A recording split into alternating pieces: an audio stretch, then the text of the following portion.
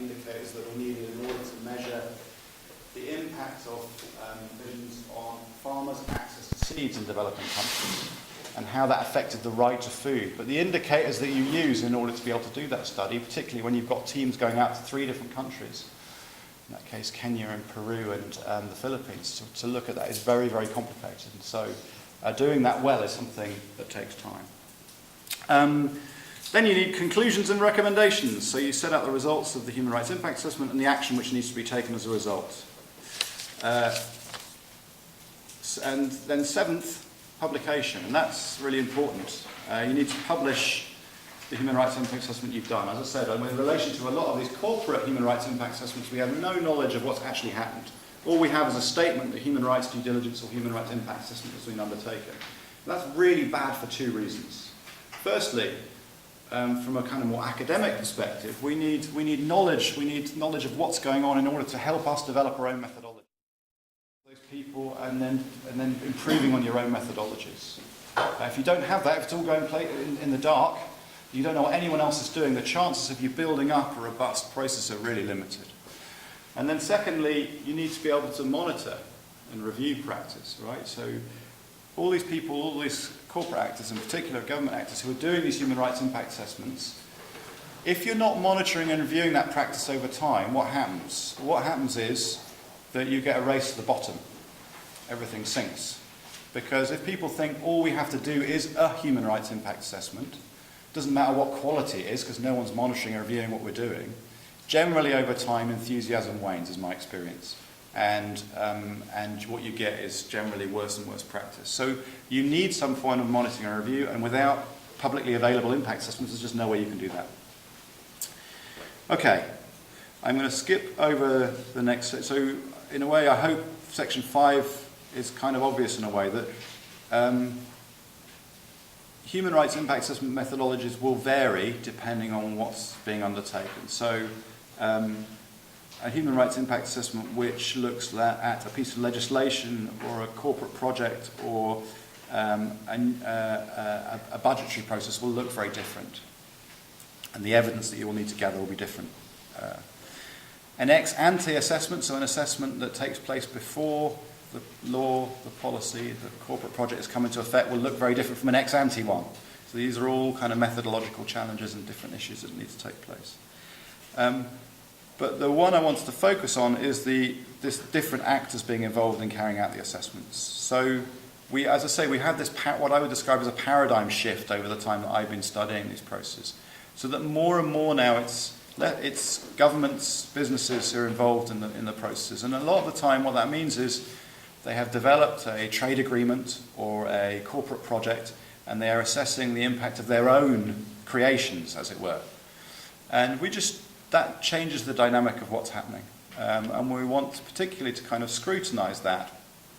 And one example here, partly because when it comes to things like Ruggie, what we find is that these impact assessments that are being undertaken are then being used in all kinds of other fora. So that the fact you have done human rights due diligence or human rights impact assessment then potentially is going to be used by governments in order to decide whether to give you export credit guarantees, used by ethical investment initiatives to decide whether you're part of the ethical or the unethical portfolios of investments. Or in this case, in terms of the Burma Responsible Investment Reporting Requirements, the US government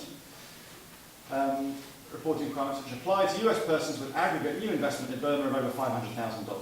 And it includes a requirement to report on due diligence policies and procedures, including those related to risk and impact assessments that address operational impacts on human rights, workers' rights and the environment in Burma. So it sounds like a kind of good initiative by the US government to make sure that companies who are investing there are not doing particularly unethical things. But then when we find what the reporting process actually looks like, because the first lot of reports have actually recently been submitted. For instance, we find the report submitted by Crowley Marine Services states only that the company maintains policies are explaining, describing or attaching them to the report. So we find nothing about the detail of the impact assessments of the policies that they have undertaken at all. And we have 27 NGOs all writing jointly to President Obama to complain about that. And this brings me on to just the final few comments, which are about, so we're at this point in time where we have this, I think, potentially really useful tool for all the reasons, rationales I gave you at the beginning.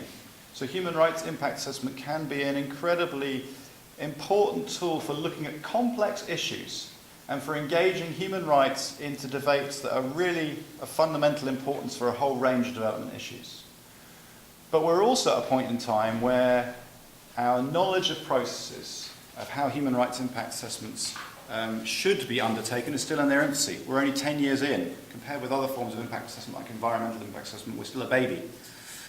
And there is suddenly an upsurge in actors wanting to do these assessments, and therefore, inevitably, lots of different practice going on. And some of that practice is better than others, some of it more worrying. And so one of the things we need to do, I said that in terms of individual assessments, is the development of a professional ethic in relation to human rights impact assessment. So we need to be able to say what constitutes robust, meaningful assessment practice. Develop a better shared understandings of the key elements of the human rights impact assessment process.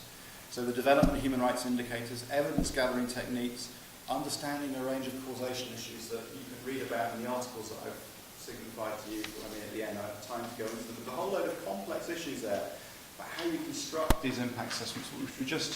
We need a better shared understanding of what represents good practice. We secondly need more cross-fertilisation of good practice. So the events that I go along to are things like where I sit with 20 people in a room who've all undertaken their own human rights impact assessments, and we're talking to each other about what worked and what didn't work for us. And that needs to happen more, getting people together to cross-fertilise ideas. So that's the individual assessments. But there's key systemic issues. So we have this RUGI framework which is driving practice in the corporate field.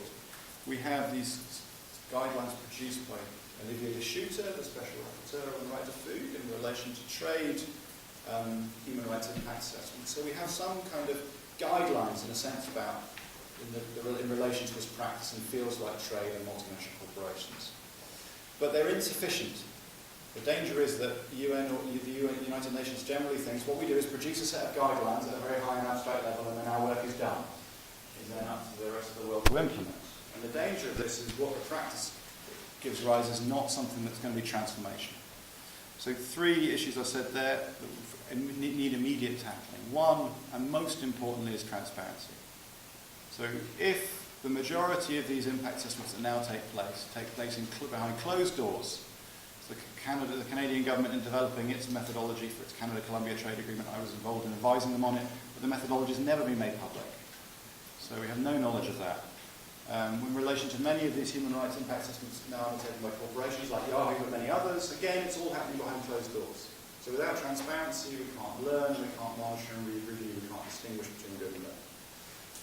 Secondly, we need to take participatory elements of the process seriously. I mean, that everyone says, yes, human rights are participatory as if it's inevitable. But actually, if you look at, if you go delve deeper into some of these studies, what you find is that the participatory elements of them, the talking to affected communities, is not significant and is often very cursory. So coming up with more detailed ideas about how that should happen is very important. And then finally, and linked to that transparency, is the idea of effective monitoring and review of individual performance. There is a sense in which I think what you need is to be able to, just like my toddlers at home, you need to praise the good behaviour and punish the wrong way, but tell them not something bad. Okay, if you're going to affect their behaviour in the future. And in a sense, I think, amongst both international organisations, the UN and others, and also academic communities, you don't really get involved in that side of things. It's kind of a dirty world. And I think there is a need for a transformation of approaches so that as an academic community we get very much, so I talk about myself here, very much involved in developing good practice, in working with civil society organisations, governments, corporations who want to do this well, working with them to make sure that it's done well, and then get involved in the monitoring of practice that does occur.